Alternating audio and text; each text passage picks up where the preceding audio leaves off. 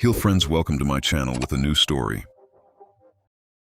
Jack was a man who had everything: power, billions in his bank, and a life most could only dream of. But for Jack, wealth was a boring game. He was addicted to something much more dangerous: curiosity.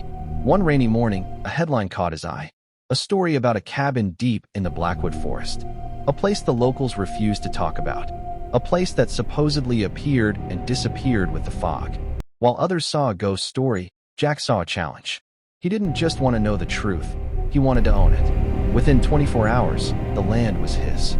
He bought the entire forest just to claim that one small, wooden shack. The drive was silent. The further he went, the darker the woods became. No birds chirping, no wind, just the sound of his tires crushing dried leaves. It felt like the forest was trying to hide the cabin from him. And then, there it was. Rotting wood, broken windows, and a heavy iron lock on the door.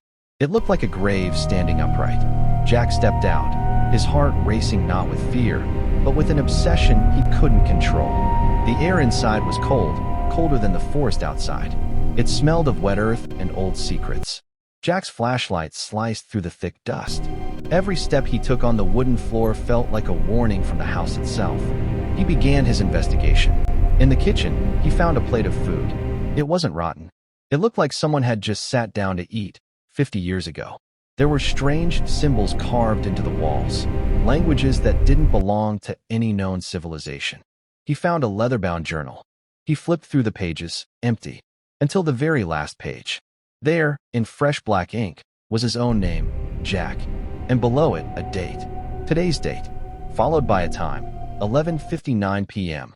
Panic finally began to set in. He found a hidden trapdoor under a rug. As he pulled it open, a wave of freezing air hit his face. Below him was a staircase leading into absolute darkness. But Jack couldn't stop now. As his boots hit the stone floor of the cellar, the whispering started. Not one voice, but hundreds. They were all calling his name. He shone his light into the corner, and his heart stopped.